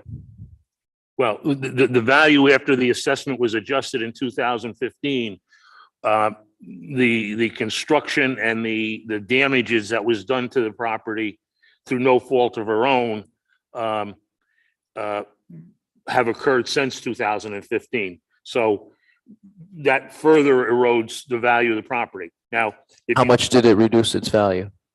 How much? Yeah. I don't think, I mean, I look at that property realistically, and I would not want to put a lot of money into something when I've got this disaster next to me that's, washed out my sidewalks and a construction fence next to it. The question was, how much did it reduce its value? Well, I think the value hasn't changed in the last 2 years. That's all. That's what I went back to. I didn't pick out some crazy number. I just went back to the where am I here? The 142 number is based on what the assessment was 2 years ago.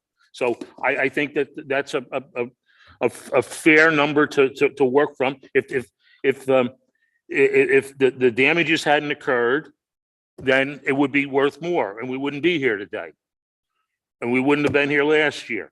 I mean, the fact of the matter is, I mean, she only has so much disposable income. This cannot go to a SCAR hearing because it is more. She put the 4th unit in, and so it has to go to Supreme Court. And for her to, that's a very expensive way to go for her if she has to hire an attorney. And it's kind of like prohibitive. That's the rules, but that's the way they are over three units. So we're unless you can come up with some money, or an attorney that'll do it pro bono, she's really in a pickle as to which way to go. She's paying her taxes, but the value has not increased. I don't think anybody would pay as much for that property today as they would have 2 years ago, or before all this construction started. And just looking out on the other side, it's even worse. So you can see the damage that's been done to her property. The pictures are all there, the water running underneath.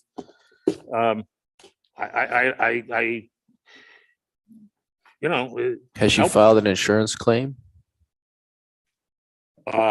Not that I know of, no. Because first of all, the problem hasn't been solved. The erosion is still occurring.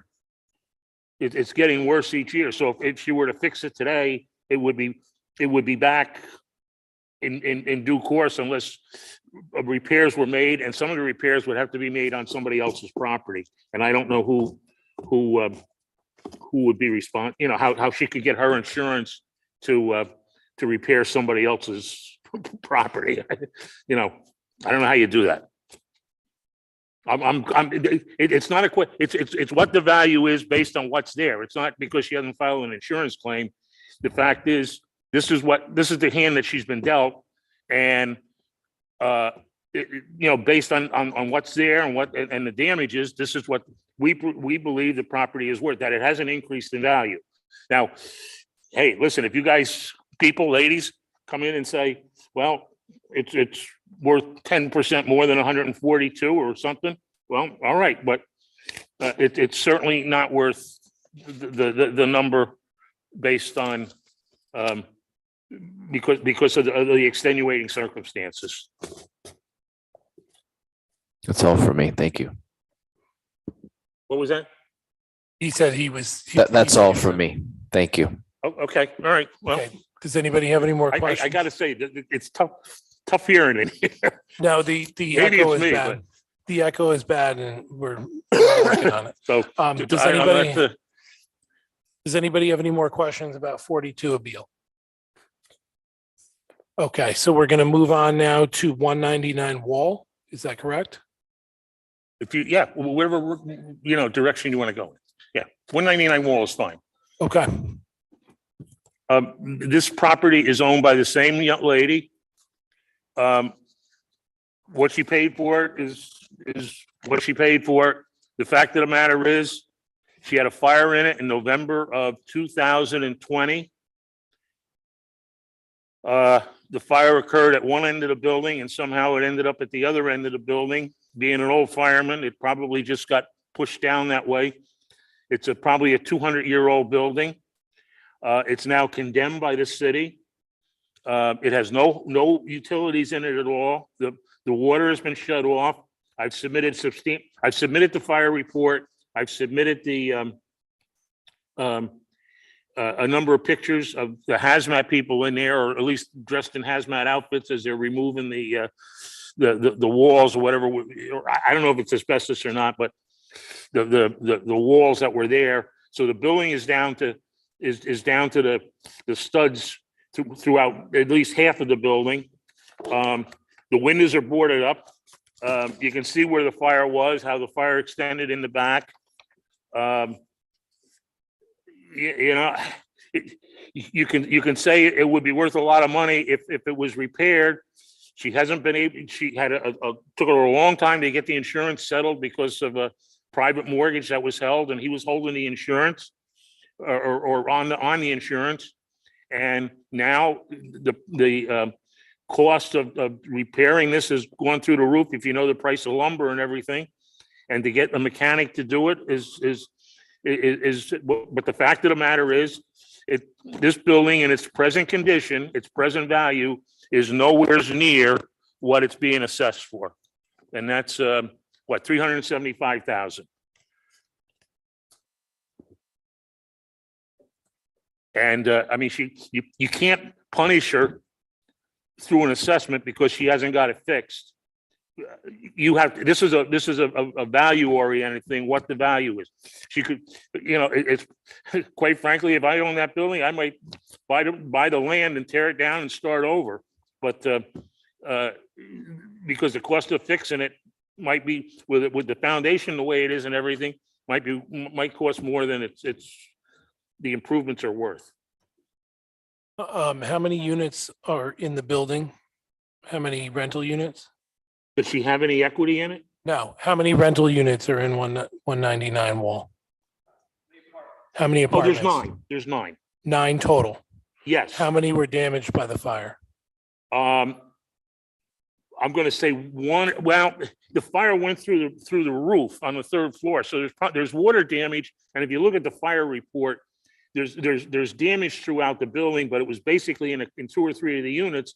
But because everything was shut off after that, because of the fire damage, the electricity and the water and everything, none of the units can you occupy at this point.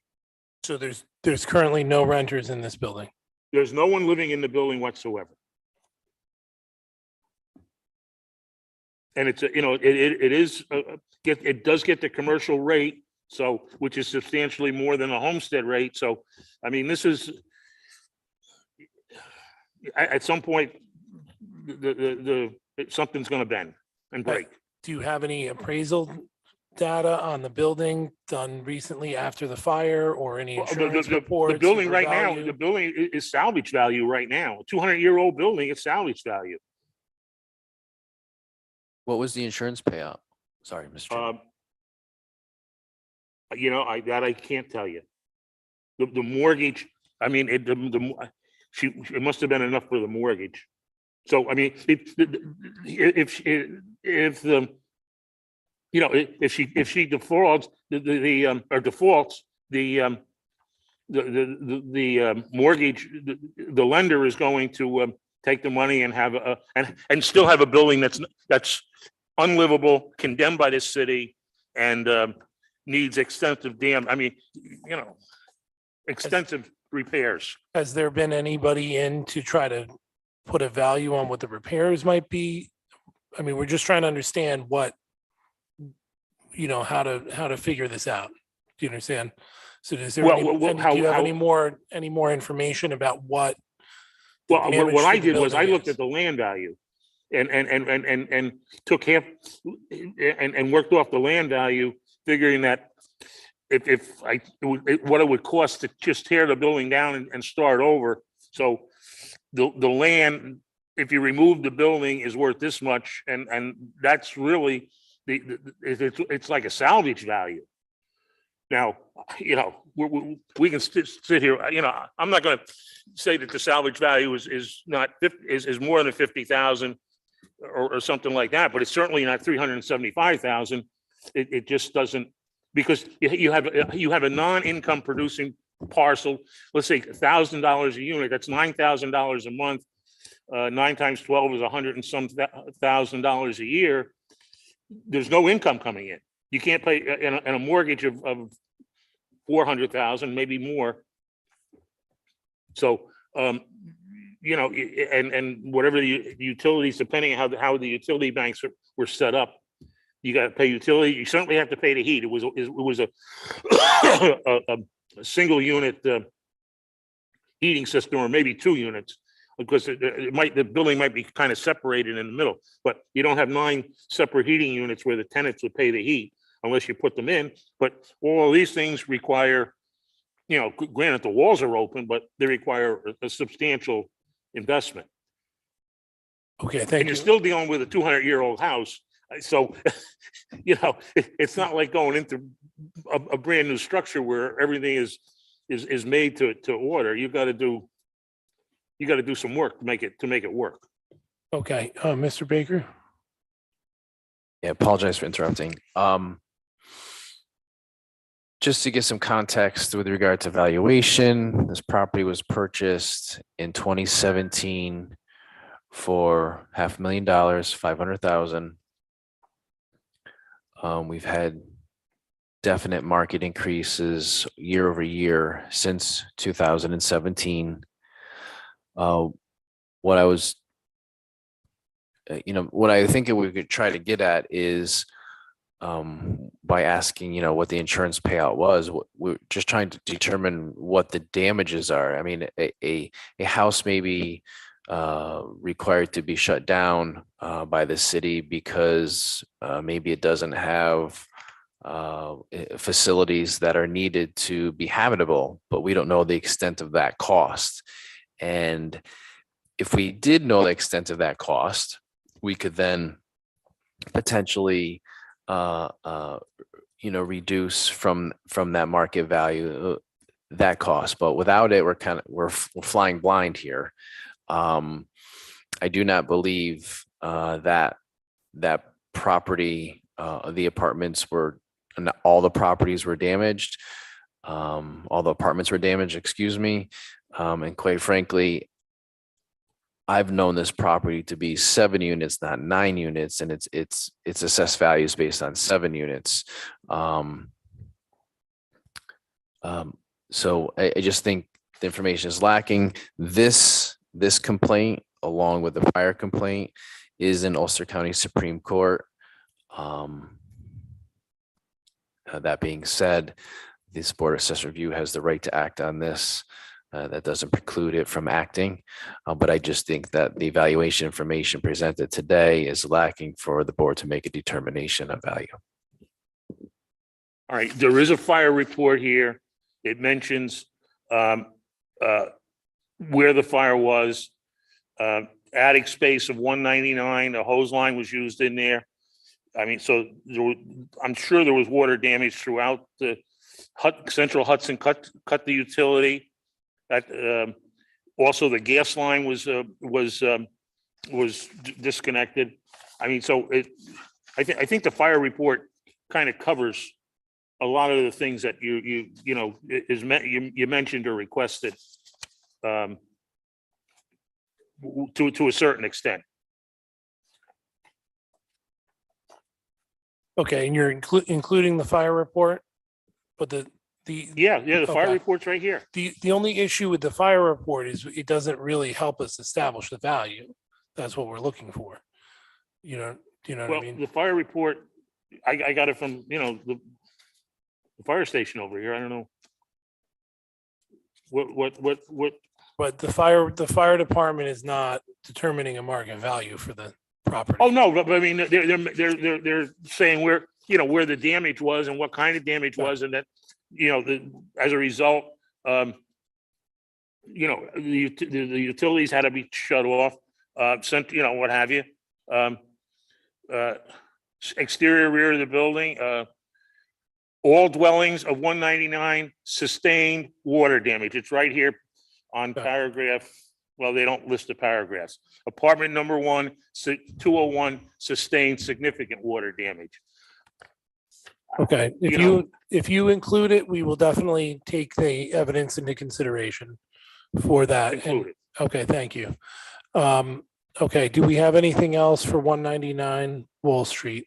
Any other questions or statements?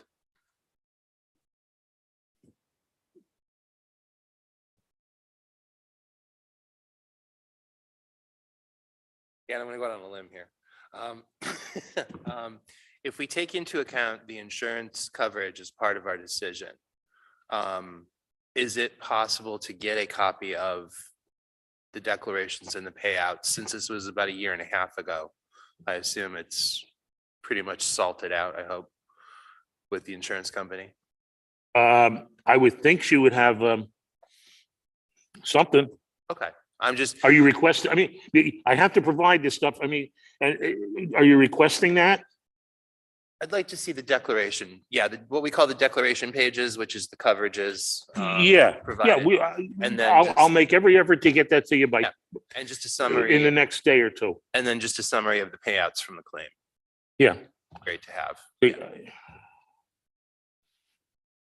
Okay, so can you provide that information, please? Yeah, I'll give it to Mr. Yes. Baker. Yes, the assessor's office, and then they'll All right. make sure we have a Okay. copy of that. You have another property that you're gonna look at though? 131 Fair Street. I didn't do a lot of comp work on this. I think we agreed this one last year. I'm told that it's a historical house and it's worth a lot of money. It's the highest house on the street. I'm going to leave you people to make your own decision, but you can't raise this house every year 10 or 15%. There's no income coming in. It may be a bed and breakfast in name only, but it's not being used as a bed and breakfast. And you know, we'll see what happens. That's if you can't help her out, then we got to do something. She's going to have to make a decision what she wants to do. Okay, It's not and going to be pretty. what's the tentative assessed value on the roll? Of 131. Yeah. I just don't have the 131 paper. is now assessed at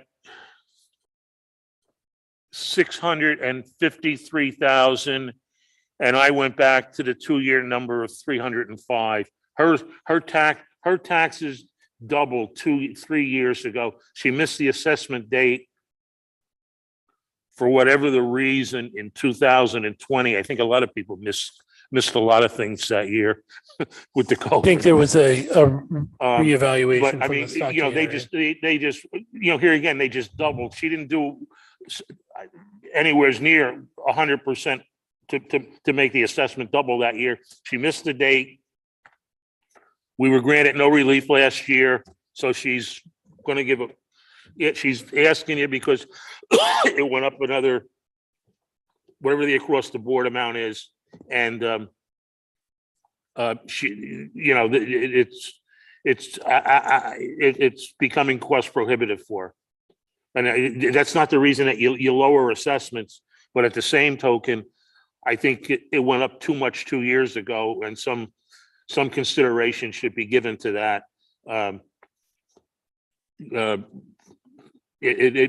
Some people may think the house is worth a lot of money. She had it on the market at one time for a substantial amount. Obviously, it didn't sell, so it's not worth as much as she had it on the market for. So I think he told me 1 year it was listed for a substantial amount, but she never even got a bite on it. So it didn't, whatever it wasn't even close. She hasn't got a bite at 653 either. So.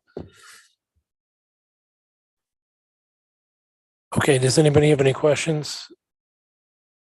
Okay, Dan? You could just give me 30 seconds. I'm just pulling up some information. Yes, take your time. Oh, I see. It was listed. I got, okay.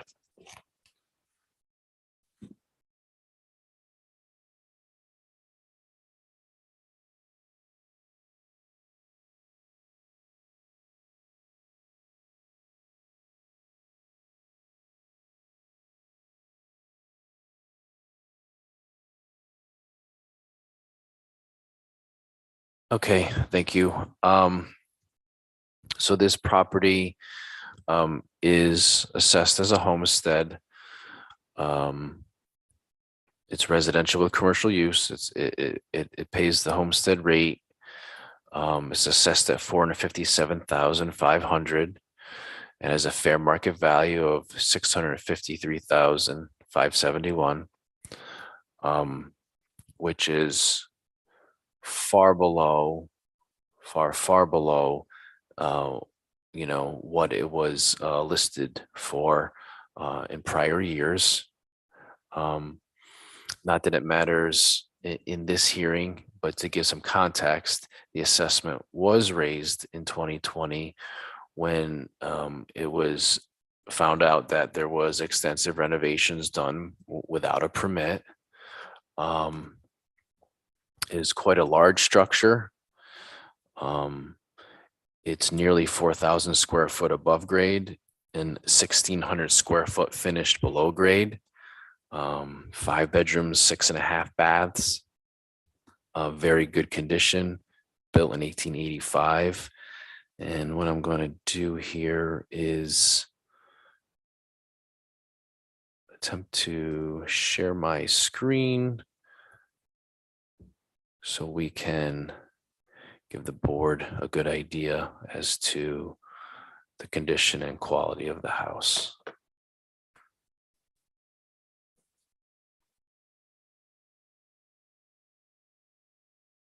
Right. So this is the exterior of the home. And after this, I'll read the comments that were in the listing to give further context to the condition and quality of the property. This is on Fair Street, as you know. Sorry, doesn't want to work with me here. All right, there we go. Been through that. Backyard.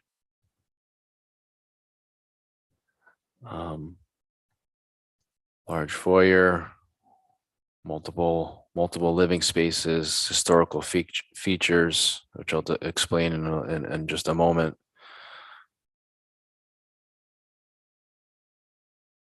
It's of high quality historical features that are still retained. We get to the bathroom, the kitchen, I think, which are a bit more modern than it's, we have, this is typical of the 6 bathrooms that it has.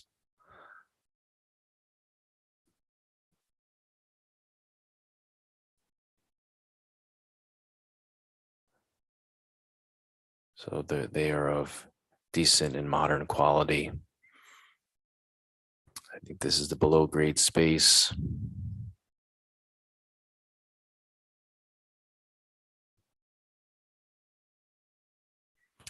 And then I'll proceed to, let me just move my dashboard here. Stop sharing it because you're sharing it. All right, let me go. Move this back up. Okay, so I can read it. Bear with me. Thank you. So just a description of the listing is talks about welcome to the Thomas Southwick House in the Old Stockade Historic Kingston, New York. This is a mixed-use property with variants that will go with the property. The storied Thomas Southwick House is located on Stately Fair Street in Uptown Kingston. On Fair Street and surrounding blocks, one finds many fine examples of Americans' early colonial Victorian architectural history. The Victorian home the Victorian home was completely renovated with superb attention to historic detail and is a few minutes walk from the Senate House State Historic Site. I think that is probably, one of the more important factors here is this property has been renovated. It was found in prior years to not have permits. It was discovered, they put it on the listing. We had to make that adjustment. I think, quite frankly, the assessment of $457,000 with a fair market value of $653,000 is quite fair. And I'll end with that. Thank you. Well, I would only say that real estate agents don't make up brochures to not get the highest price for the house. When you go in, the pictures look good, but it's like everything else. Pictures don't always tell the whole story. So compared to some of the other houses on the street, it's certainly higher assessed per square footage than other houses. It's worth some money, but based on the fair market value, I think, if the fair market value was lower, naturally the assessed value would lower.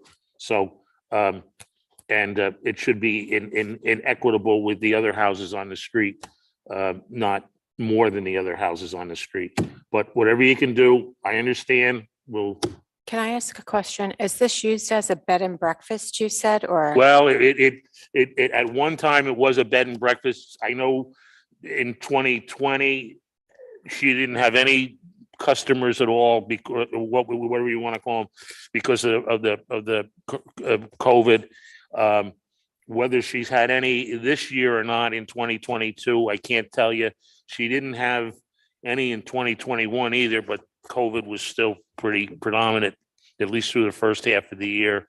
So it's designated as residential commercial, but there's there hasn't been a tenant in there. I mean, that's, you know, that I know of, or that she has told me about. So. Okay, Okay, anything else for 131 Fair? Okay, thank you so much. all right. And we'll be looking forward to about the hearing from you about the 199 wall, You want the insurance information, whatever I can get you. whatever you can. Thank you. Yeah, okay. Thanks for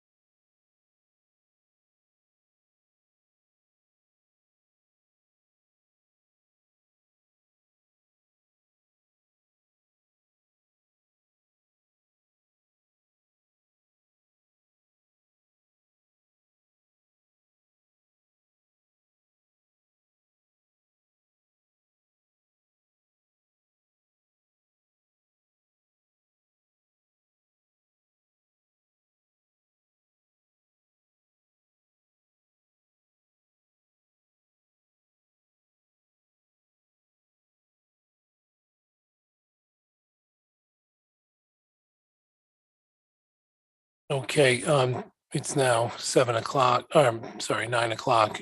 Do we have a motion to close the meeting? I'll make a motion to close the meeting.